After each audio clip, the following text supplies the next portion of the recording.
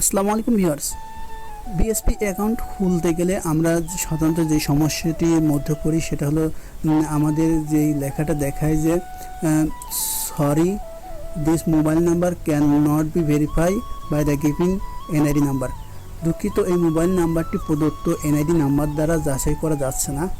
তো আমরা বিএসপি অ্যাকাউন্টটা আমরা খুলতে পারি না।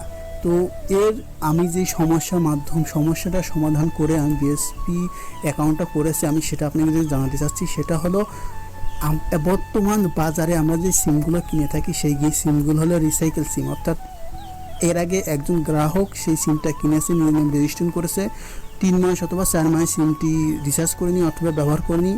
ওই ক্ষেত্রে সেই সিম কোম্পানিগুলো কী করে, আমাদেরকে সেই সিমগুলোই আবার নতুন করে আমাদের নামে রেজিস্ট্রেশন করে তারা বিক্রি করে। সেহেতু একবার রেজিস্ট্রেশন হয়েছে, পরে আমরা আবার আমাদের নামে রেজিস্ট্রেশন করে কিনেছি। এই ক্ষেত্রে দেখা যায় যদি নিজের নামে সিম কিনি তাও এই সমস্যাটি দেখায়, তাও এই একই কথা বলে। তো এই ক্ষেত্রে সবথেকে ভালো একটি সমাধান হলো রিসাইকেল সিম কেনার থেকে দূরে থাকতে হবে এবং আমাদেরকে অনেক আগে যদি কোনো সিম কেনা থাকে যেটা হলো শুধু নিজেই কিনেছি, কোনো রিসাইকেল হয়নি, রিসাইকেল সিম না, বর্তমান বাজারে গ্রামীণ সিমটা রিসাইকেল সিম ছাড়া পাওয়া যাচ্ছে না, রিসাইকেল সিম ছাড়া গ্রামীণ সিমটা নেই।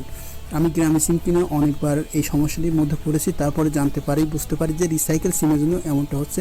তো আপনারা অবশ্যই রিসাইকেল সিম থেকে দূরে থাকবেন। আর এনআইডি কার্ডের যেই ওয়েবসাইটের মধ্যে যেই নাম্বার দিয়ে বিএসপি অ্যাকাউন্ট করতে চাচ্ছি সেই নাম্বারটাও যদি দিই তারপরেও হচ্ছে না।